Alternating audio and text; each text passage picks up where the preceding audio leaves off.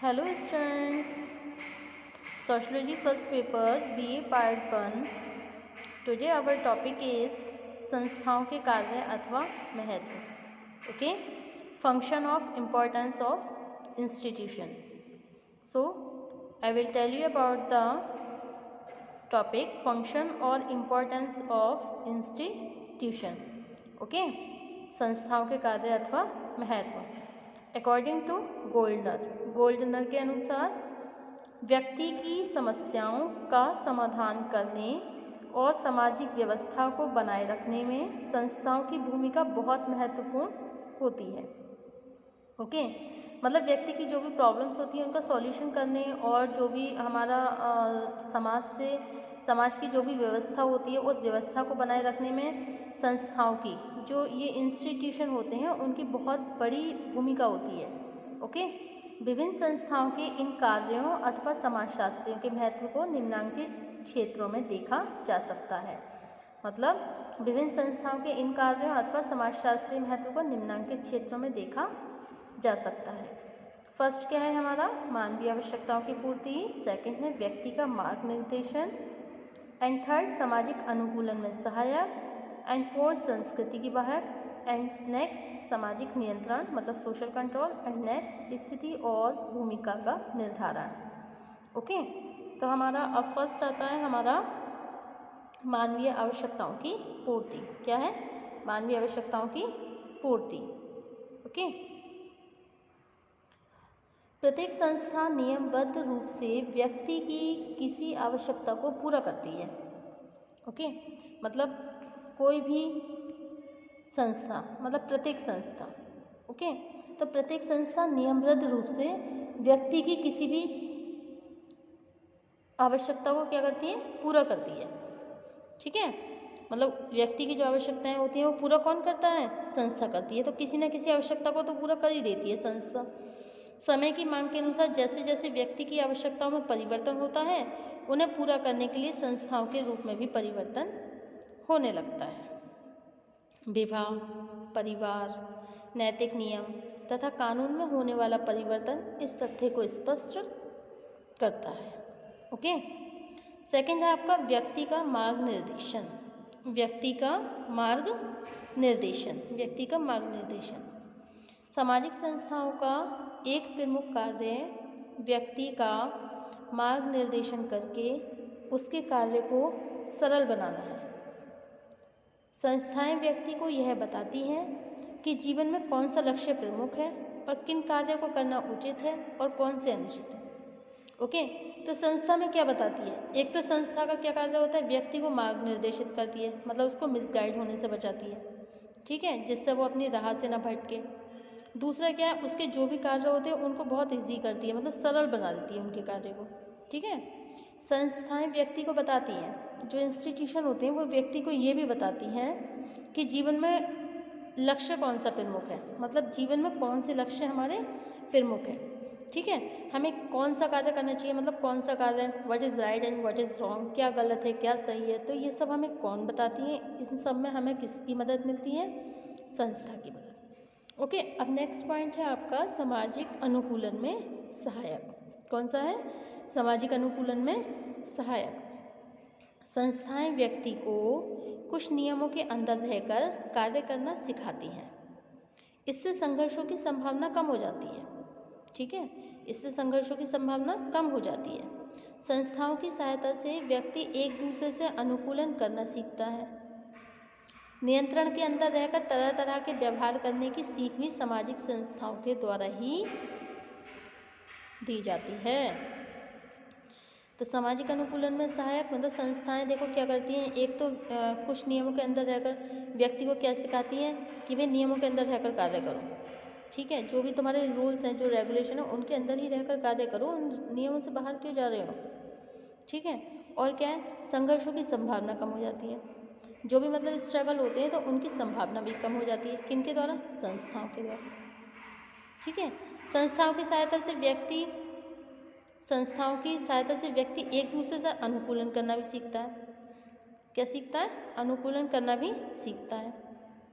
और नियंत्रण के अंदर रहकर तरह तरह के व्यवहार करने की सीख भी, मतलब नियंत्रण के अंदर रहकर भी तरह तरह के व्यवहार करने की सीख भी सामाजिक संस्थाओं के द्वारा ही दी जाती है।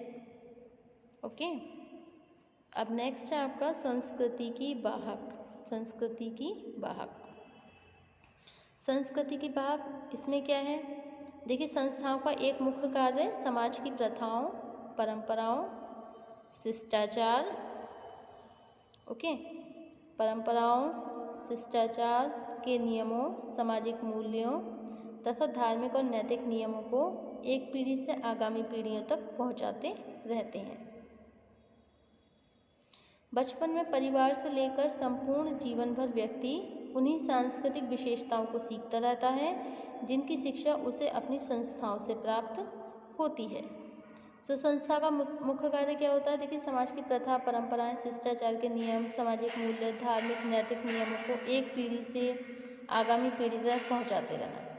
बचपन से परिवार से लेकर संपूर्ण जीवन भर व्यक्ति उनकी सांस्कृतिक विशेषताओं को क्या करता रहता है? सीखता रहता है, ठीक है, जिनकी शिक्षा उसे संस्थाओं से ही प्राप्त होती है।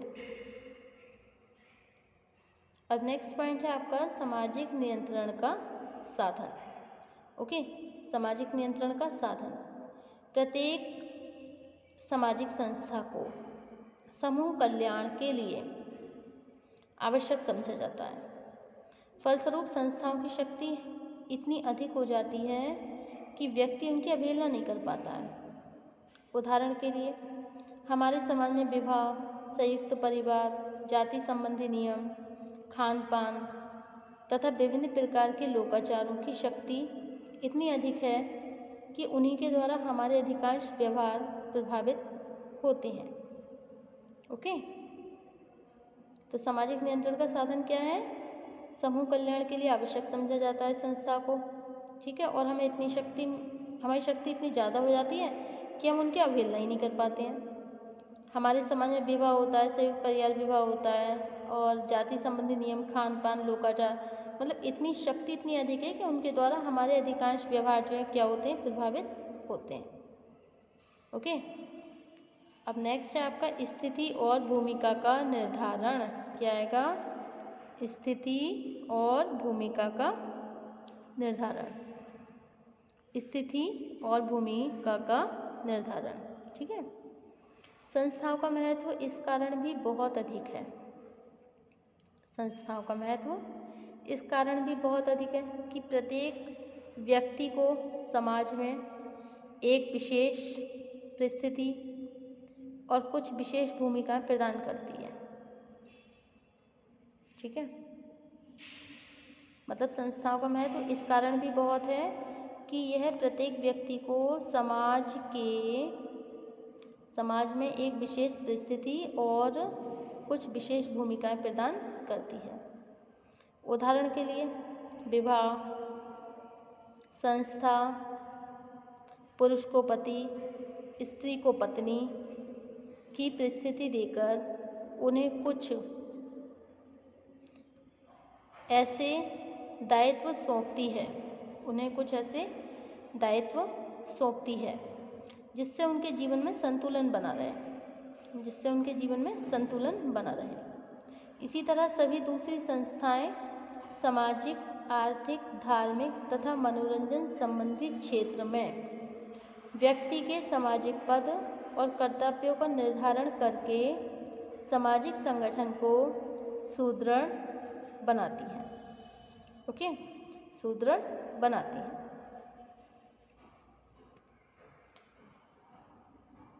तो यह सच है कि मतलब संस्था का महत्व क्या है? बहुत ज़्यादा है, और प्रत्येक व्यक्ति समाज का समाज में से एक विशेष परिस्थिति और कुछ विशेष भूमिकाएं प्रदान करती है। कौन सी संस्था? जैसे विवाह संस्था पुरुष को पति, ठीक है, और स्त्री को पत्नी की परिस्थिति देकर उसे कुछ कर्तव्य भी सौंपती है कि भाई ये कार्य आपको करने हैं, कुछ कार्य भी सौंपती है, जिससे उसके जीवन में क्या रहता है? संतुलन बना रहता है। इस तरह सभी दूसरी संस्थाएं सामाजिक, आर्थिक, धार्मिक तथा मनोरंजन संबंधी क्षेत्र में व्यक्ति के सामाजिक पद और कर्तव्यों का निर्धारण करके सामाजिक संगठन को सुदृढ़ बनाती है।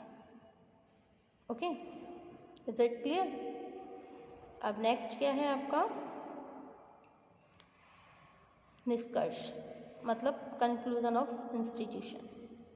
यह सच है कि व्यक्ति और समाज के लिए संस्थाओं की भूमिका बहुत महत्वपूर्ण होती है। ठीक है, मतलब ये सच है, इट्स द फैक्ट कि व्यक्ति और समाज के लिए, चाहे व्यक्ति हो या फिर समाज हो, संस्थाओं की भूमिका तो बहुत महत्वपूर्ण होती ही है। लेकिन जब कोई संस्था समय की मांग के अनुसार नहीं बदल पाती, लेकिन जब कोई इंस्टीट्यूशन समय की मांग के अनुसार नहीं बदल पाती है, ठीक है, तब वह व्यक्तिक और सामाजिक विकास में भी बाधा उत्पन्न करने लगती है। तब वो क्या करती है, व्यक्तिक और सामाजिक, तब वह व्यक्तिक और सामाजिक विकास में भी बाधा उत्पन्न करने लगती है। ऐसा तभी होता है जब संस्थाओं की प्रकृति रूढ़िवादी हो जाती है। ऐसा कब होता है, जब संस्थाओं की प्रकृति कैसी हो जाती है, रूढ़िवादी हो जाती है। इसका तात्पर्य है कि संस्थाएं तभी लाभप्रद होती हैं जब उनमें समय की मांग के अनुसार उपयोगी परिवर्तन होते रहते हैं। ओके, तो क्या है इसमें कि व्यक्ति और समाज के लिए संस्थाओं की भूमिका बहुत महत्वपूर्ण है, और जब कोई संस्था समय की मांग के अनुसार नहीं बदल पाती है, मतलब समय की मांग के अनुसार नहीं बदल पाती है, तब वह व्यक्ति को सामाजिक विकास में बाधा उत्पन्न करने लगती है। और ऐसा तब होता है जब संस्थाओं की प्रकृति रूढ़िवादी हो जाती है, और इसका तात्पर्य है कि संस्थाएं तभी लाभप्रद रहती हैं जब उनमें समय की मांग के अनुसार उपयोगी परिवर्तन होते रहते हैं। Okay, so this is the all function और इम्पोर्टेंस ऑफ इंस्टीट्यूशन। ओके, जैसे मानवीय आवश्यकताओं की पूर्ति, व्यक्ति का मार्गनिर्देशन, सामाजिक अनुकूलन में सहायक, स्थिति और भूमिका का निर्धारण, संस्कृति की सहायक एंड सामाजिक नियंत्रण।